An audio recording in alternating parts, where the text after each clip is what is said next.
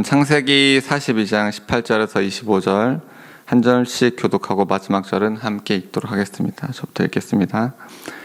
사흘 만에 요셉이 그들에게 이르되 나는 하나님을 경외하노니 너희는 이같이 하여 생명을 보존하라. 확실한 자들이면 너희 형제 중 한 사람만 그 옥에 갇히게 하고 너희는 곡식을 가지고 가서 너희 집에 굶주림을 구하고 너희 막내 아우를 내게로 데리고 오라. 그러면 너희 말이 진실함이 되고 너희가 죽지 아니하리라 하니 그들이 그대로 하니라. 서로 말하되 우리 아우의 일로 말미암아 범죄하였도다. 그가 우리에게 애걸할 때 그의 마음의 괴로움을 보고도 듣지 아니하였으므로 이 괴로움이 우리에게 임하도다. 르우벤이 그들에게 대답하여 이르되 내가 너희에게 그 아이에 대하여 죄를 짓지 말라고 하지 아니하였더냐. 그래도 너희가 듣지 아니하였느니라. 그러므로 그의 핏값을 치르게 되었도다 하니 그들 사이에 동역을 세웠으므로 그들은 요셉이 듣는 줄을 알지 못하였더라. 요셉이 그들을 떠나가서 울고 다시 돌아와서 그들과 말하다가 그들 중에서 시므온을 끌어내어 그들의 눈 앞에서 결박하고 명하여 곡물을 그 그릇에 채우게 하고 각 사람의 돈은 그 자루에 도로 넣게 하고 또 길 양식을 그들에게 주게 하니 그대로 행하였더라. 아멘. 네, 오늘은 요셉과 형들에 대한 이야기, 어제 말씀에서 이어지고 있습니다. 요셉은 어떤 사람일까? 요셉은 형통한 사람입니다. 하나님께서 요셉을 형통하게 했다고 했습니다. 이 형통일 뭘까 봤을 때 지혜로 생각해 볼 수 있습니다. 요셉은 하나님의 지혜가 있는 사람입니다. 그 지혜는 나 혼자 잘 먹고 잘 사는 그런 세상적인 지혜가 아니라 집과 공동체를 세우는 지혜입니다. 하나님께서는 요셉을 보디발의 집에서 가정총무로, 감옥에서 행정총무, 또 이집트에서 총리로 세우셔서 이 지혜를 훈련시키셨습니다. 이 지혜는 다른 말로 관계라는 단어로도 표현할 수 있는데요. 하나님과 관계에서 신실함, 사람과의 관계에서 신뢰성은 지혜의 아주 중요한 영역입니다. 인사가 만사다라는 말이 있죠. 요셉 혼자서 나라를 다스릴 수 없었을 것입니다. 나라를 다스리려면 사람을 잘 세워야 합니다. 요셉은 신실한 사람, 성실한 사람을 찾아 세우고 권위와 책임을 부여하고 신뢰 관계 속에서 동역하고 때로 신뢰를 저버린 사람, 실수한 사람, 범죄한 사람을 징계하고 용서하여 다시금 신뢰를 회복하는 과정을 통해 보디발 가정과 감옥, 국가라는 큰 조직까지 잘 운영할 수 있었을 것입니다. 관계의 핵심은 신뢰입니다. 신뢰. 관계에서 신뢰는 너무나 중요한데요. 이 신뢰란 것이 사실 한 번 잃으면 회복하기 또 어렵기 때문이기도 합니다. 요즘 이슈가 되는 레고랜드 사태에 대해 들어보셨나요? 강원도가 레고랜드의 빚보증, 신용보증을 섰는데 만기가 돼서 2,050억을 지불하는 것을 거부했죠. 파산 신청을 했습니다. 그런데 그 파장이 우리나라의 경제의 신용을, 채권 시장을 완전히 무너뜨리는 결과를 초래하고 말았죠. 정부에서는 이게 뭐지? 이런 사태의 심각성을 깨달으면서 급하게 무너진 경제의 신뢰, 채권 시장의 신용을 회복하기 위해 무려 50조, 2,050억 원을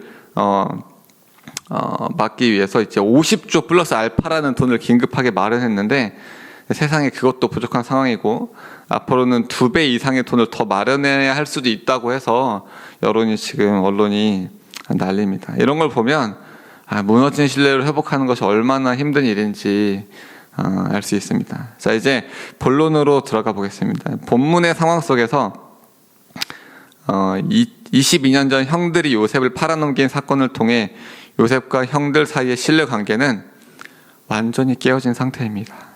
어떻게 하면 이 신뢰관계를 회복할 수 있을까요? 이 신뢰관계를 회복하려면 3가지 조건이 필요합니다. 형들의 진정한 회개, 2번째 요셉의 진정한 용서, 3번째 그리고 그 요셉의 용서에 대한 형들의 믿음, 이 3가지 조건이 필요하겠죠. 용서했다고 했는데 그 용서를 못 믿는 모습을 우리는 이 창세기 맨 후말에서 볼 수가 있기 때문입니다. 이 형들이 요셉을 판 지 긴 시간이 지나 요셉과 형들은 22년 만에 만났습니다. 과연 그 시간 동안 요셉의 형들은 과거의 잘못을 뉘우쳤을까요? 요셉으로서는 알 수가 없겠죠. 그렇기에 요셉은 형들을 신뢰할 수가 없는 상황입니다. 그렇다면 요셉은 그 22년의 시간 동안 형들을 용서했을까요? 아니면 아픈 상처, 이 과거에 정말 형들 너무해 라는 마음을 가지고 22년 동안 끌어안고 살았을까요? 저는 전자라고 생각합니다. 저는 요셉이 형들을 용서했다고 봅니다. 그렇게 말할 수 있는 근거는 창세기 50장 20절의 말씀입니다. 당신들을 나를 해하려 하였으나 하나님은 그것을 선으로 바꾸사 오늘과 같이 많은 백성의 생명을 구원하게 하시려 하셨나니. 너무나도 유명한 말씀, 중요한, 어떻게 보면 이 창세기의 핵심적인 말씀, 악을 선으로 바꾼 사건입니다. 우리 보면은 창세기의 시작은 선을 악으로 바꾸었습니다. 하나님의 선을 악으로 기준을 바꾸었는데 그것을 역전한 것이 요셉입니다. 그래서 요셉을 예수 그리스도 예표라고 부르기도 합니다. 어쨌든 이 요셉은 이 형들을 해함을 하나님의 섭리 안에서 이해함으로 형들을 용서했습니다. 형들이 잘못했다고 사과했기 때문이 아니라 하나님이 총리자리라는 넘치는 은혜로 그 상처를 덮어주셨기 때문입니다.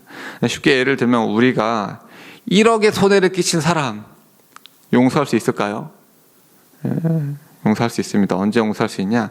하나님께서 그 손해를 통해 100조 원으로 갚아주시면 용서할 수 있겠죠. 그리고 그 100조 원으로 갚아주신 하나님이 용서해라 말씀하시면 네, 그 정도는 용서할 수 있을 것입니다. 이처럼 하나님이 갚아주실 때 우리는 용서할 수 있습니다. 용서는 상대방이 어떠함에 달려있지 않습니다. 사실 예수님도 십자가에서 죄인들의 어떠함과 관계없이 주님 저들의 죄를 사하여 주옵소서 자기들이 지는 죄를 알지 못함이니이다. 이렇게 우리가 먼저 예수님께 용서를 구하기 전에 예수님은 먼저 우리를 용서하셨습니다. 용서는 이렇게 일방적으로 할 수 있습니다. 그래서 어떤 면에서 용서는 쉬운 일입니다. 우리의 치유자 되시는 예수님만 바라보면 되기 때문입니다. 우리도 누군가를 그렇게 용서해야 합니다. 그러나 신뢰는 완전히 다른 차원입니다. 신뢰는 상대방과의 관계에 달려 있습니다. 내가 아무리 용서해도 상대방이 변하지 않으면, 그 변화를 확신할 수 없다면, 그 변화를 신뢰할 수 없다면 마음 깊은 곳에서 사죄하는 마음과 변화된 모습을 볼 수 없다면 신뢰관계를 회복할 수가 없습니다. 그렇다면 변화된 모습만 보이면 신뢰를 회복할 수 있을까요? 그렇지도 않습니다. 사람은 연기를 잘하기 때문이죠. 사람은 쉽게 가면을 씁니다. 우리 척을 잘하잖아요.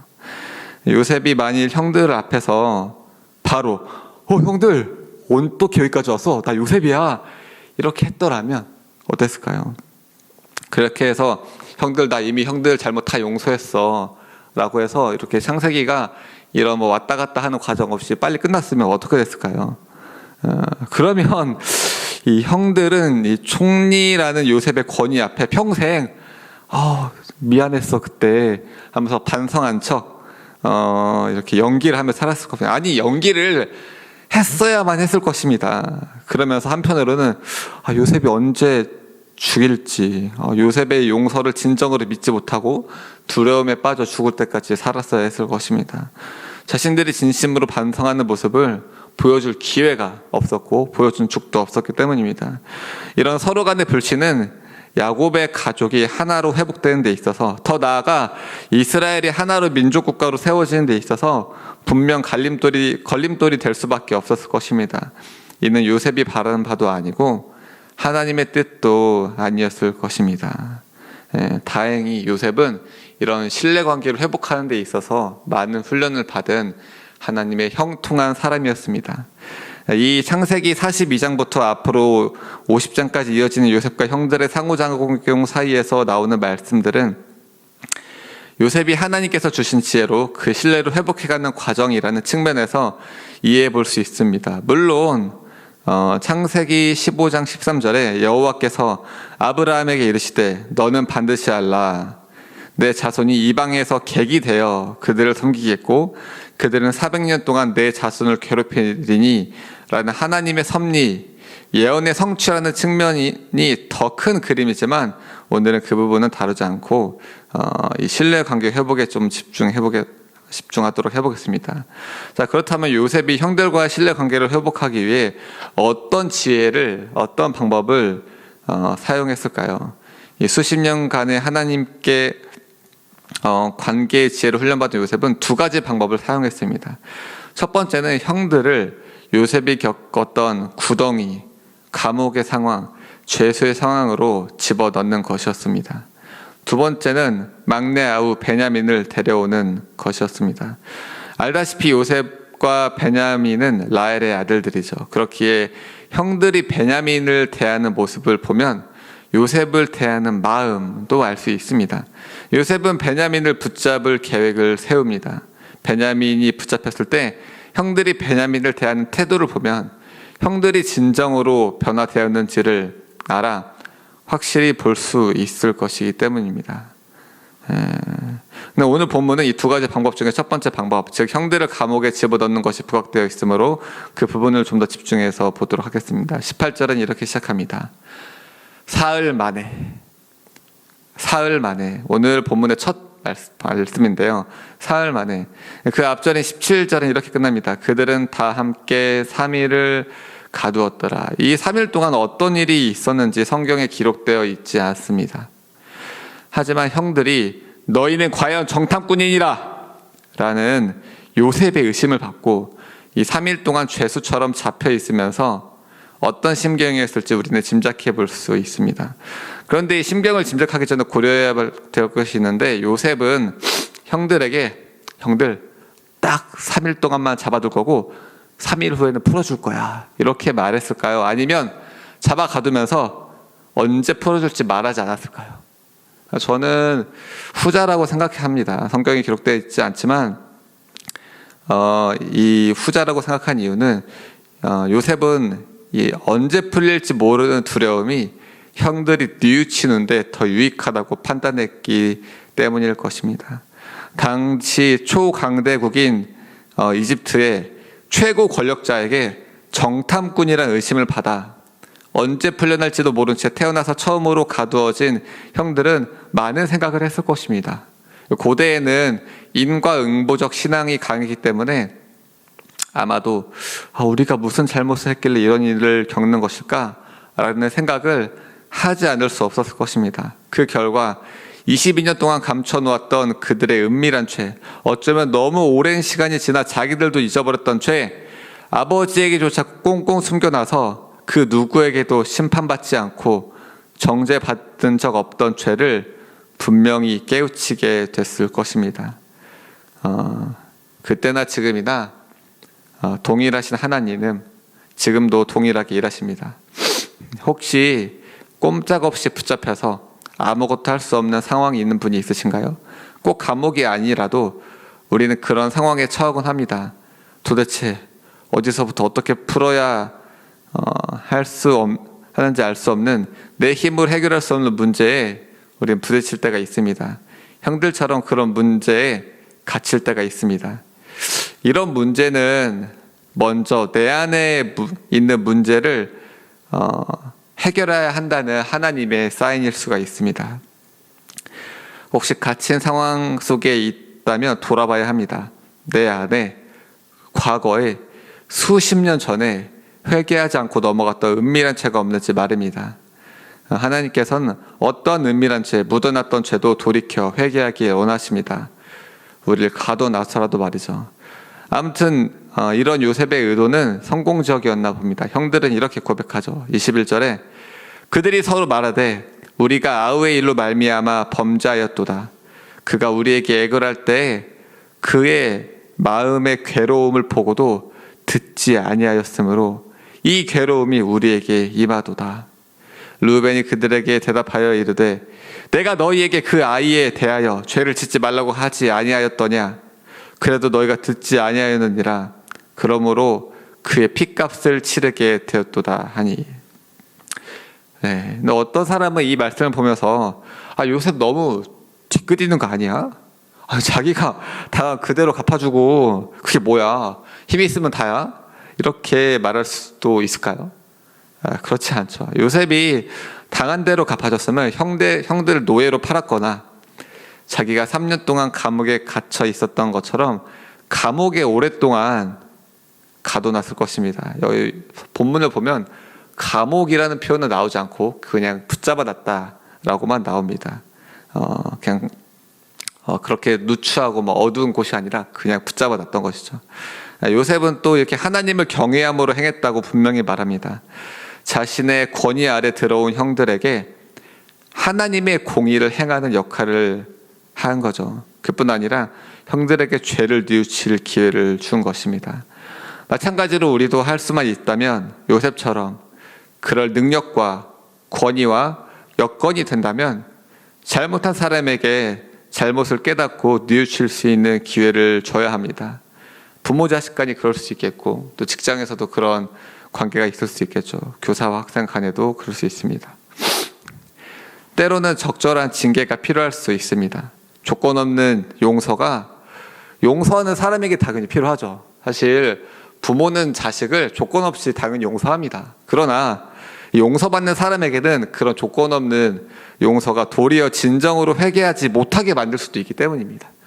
그래서 우리가 때론 이런 적절한 갱생의 프로그램을 해야 될 수도 있습니다.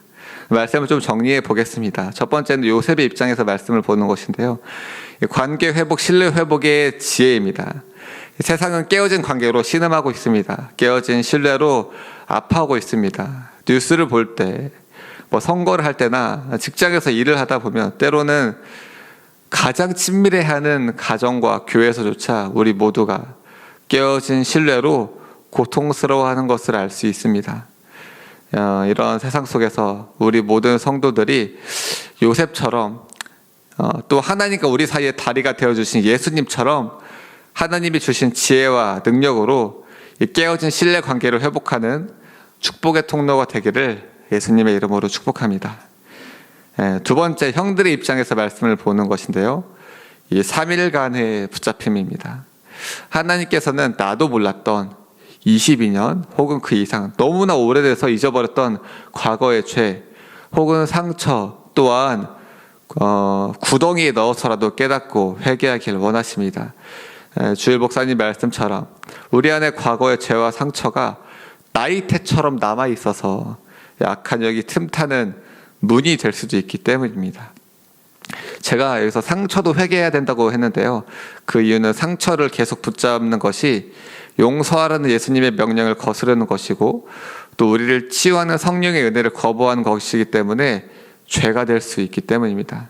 상처라는 건 다른 사람 때문에 생긴 것이죠. 그래도 내 안에 남아있으면 결국 내 죄가 됩니다. 그러므로 상처도 회개해야 합니다. 상처도 회복시켜야 합니다. 요셉은 이 작업을 끝낸 사람이었습니다. 그렇기 때문에 하나님께서 사용할 수 있는 사람이었습니다. 사실 우리 안에는 둘 다 있죠. 형들도 있고 요셉도 있습니다. 회개해야 될 죄와 상처도 있고 회복시켜야 할 개인적인 사회적인 신뢰 관계도 있습니다. 그래서 오늘 이 두 부분을 붙잡고 좀 두 번에 걸쳐서 통성으로 기도했으면 좋겠습니다. 먼저는 형들 입장에서 기도하도록 하겠습니다. 하나님께서 반주해 주세요. 하나님께서는 형들을 3일간 가두어서 22년간의 죄를 깨닫고 회개하게 하셨습니다. 우리의 삶에 생기는 문제는 어쩌면 지난 죄를 깨닫게 하시는 하나님의 사인일 수 있습니다. 특별히 에스더 금식 기간이 앞으로 3일 남았는데요. 이 3일간 마치 감옥에 갇힌 것처럼 잠잠히 하나님 안에 거하며 나의 삶을 돌아보며 혹시 회개하지 않았던, 넘어갔던, 묻어놨던 죄가 있다면 하나님께서, 성령님께서 떠오르게 하시고 온전히 회개하는 시간 되게 하여 주시옵소서. 우리 같이 기도하도록 하겠습니다. 하나님 감사합니다. 요셉의 형들을 3일간 붙잡아 놓음으로 말미암아 과거의 죄악, 묻어놨던 죄악, 심판받기를 거부하고 아버지에게 또 얘기하지 않고 꽁꽁 숨겨놨던 죄악 우리 가운데 있지는 않습니까? 하나님, 성령 하나님 조명하여 주시옵소서. 하나님, 우리 모두는 죄인입니다. 의인은 없나니 하나도 없고, 하나님, 나도 몰랐던 정말 초등학교, 어쩌면 유치원, 하나님 정말 그 어렸을 때 부모님 몰래 했던 내 양심을 정말 양심의 소리를 듣지 않고 하나님을 몰라서 지었던 죄도 하나님께서는 다 알고 계십니다. 하나님께서 물론 우리를 다 용서하셨지만 하나님 그 죄의 관성이, 회개하지 않았던 죄의 그 나이테가 우리 가운데 나도 모르게 우리를 붙잡고 사단 마귀가 역사하는 통로가 되진 않습니까? 하나님 깨달아 알게 하여 주시옵소서. 아버지, 이것들 다 정말 끄집어내어서 우리 마음 깊은 곳에 있는 찌꺼기들 주님 다 해결하기를 원합니다. 다 회개하고 우리 영혼 깊은 곳에, 우리 과거의 어떤 영역에도 남아있는 죄가 없기를 원합니다. 주님, 이 시간 떠오르게 하시고 정말 기도 가운데 성령께서 우리 가운데 말씀하여 주시옵소서. 우리 3일간이 꼭 지금 떠오르지 않더라도 에스더 금식 기도로 집중하는 시간 동안 성령님께서 우리 교회 온 성도들에게 감동을 주사 정말 우리 묻어놨던 죄를 회개하고 돌이키는 놀라운 역사가 있게 하여 주시옵소서. 두 번째로는 요셉의 입장에서 기도하도록 하겠습니다. 예수님은 말씀하셨습니다. 화평케 하는 자는 복이 있나니 그들이 하나님의 아들이라 일컬음을 받을 것이요. 아멘. 요셉처럼 하나님께서 주신 지혜와 능력으로 이 땅에 깨어진 신뢰관계를 회복하는 우리가 되게 하여 주시옵소서. 그런 그 안에 진리교회가 되게 하여 주시옵소서. 한국교회가 요셉처럼 이 땅의 불신을 종식시키고 진리 안에 하나가 되게 하는 사역을 감당케 하여 주시옵소서. 우리 같이 기도하겠습니다. 하나님 감사합니다. 하나님께서 요셉을 총리로 세운 이유는 온 인류를 구원하기 위함도 있지만 정말 이 가족 안에 깨어진 관계, 요셉과 형들 사이에 있는 깨어진 관계, 깨어진 신뢰 관계를 화목하게 하려는 하나님의 놀라운 섭리가 있습니다. 하나님께서 요셉에게 주신 마지막 시험이었고 요셉은 그것을 하나님이 주신 지혜로 통과했습니다. 그것이 요셉에게 결코 쉬운 일이 아니었을 것입니다. 과거의 아픈 상처가 분명히 떠올랐을 것이고 형들의 완악함과 불순종과 반역을 너무나도 잘 알고 있었기 때문에 그것이 쉽지 않음을 알고 있었을 것입니다. 그러나 하나님께서 요셉에게 지혜를 주셔서 감옥에 넣어서 요셉의 동생 베냐민을 데리고 오므로 그것들을 깨닫게 하는 작전을 알게 하셨던 것처럼 우리의 삶 속에서도 그런 지혜를 허락하여 주시옵소서. 하나님, 우리에게 범죄한 자들, 신뢰관계를 깨고 계속적으로 반복적인 죄를 짓는 사람들이 있습니까? 우리의 자녀가 그러고 있습니까? 우리의 직장 관계에서 그런 사람이 있습니까? 학교에서 그런 아이들이 있습니까? 아니, 어느 곳에 있든지 아니 그런 사람에게 하나님 정말 진심으로 하나님 정말 이것이 잘못이구나라는 것들을 깨닫고 돌이키게 할 수 있는 그런 지혜를, 그런 방법을 하나님의 저 인도하심을 알게 하여 주시옵소서. 하나님께서 우리를 그렇게 하기 위해서 요셉처럼 지혜를 주셨습니다. 집과 공동체를 세우는 지혜를 주셨으니 하나님 그 지혜로 하나님 깨어진 이 세상 속에서 모든 신뢰관계를 회복하고 화목하게 하는 예수 그리스도의 사명을 감당하는 우리 모두가 될 수 있도록 아버지 역사하여 주시옵소서. 하나님 감사합니다. 오늘도 말씀으로 우리에게 이 화평케 하는 자는 하나님의 사명을 알게 하시며 감사합니다. 하나님, 우리가 요셉처럼 정말 이 깨어진 모든 세상의 관계들 속에서 하나님이 주신 지혜와 능력으로 또 어떤 방법으로 이 죄인들을 깨닫게 하는, 그렇게 함으로 말미암아 온전한 신뢰 관계를 회복하는 그런 하나님이 될 수 있도록 다 축복하여 주시옵소서. 하나님, 그리고 요셉의 형들처럼 우리 가운데 정말 하나님과의 관계를 회복하는 데 있어서, 이웃과의 관계를 회복하는 데 있어서 묻어놨던 죄, 숨겨놨던 죄가 있다면 온전히 회개하고 정말 진정한 신뢰 관계를 회복할 수 있도록 아버지 성령 하나님 우리 가운데 감동하여 주시옵소서. 그런 앞으로 3일간의 시간이 될 수 있도록 우리 교회 가운데 축복하여 주시옵소서. 예수님의 이름으로 기도했습니다. 아멘.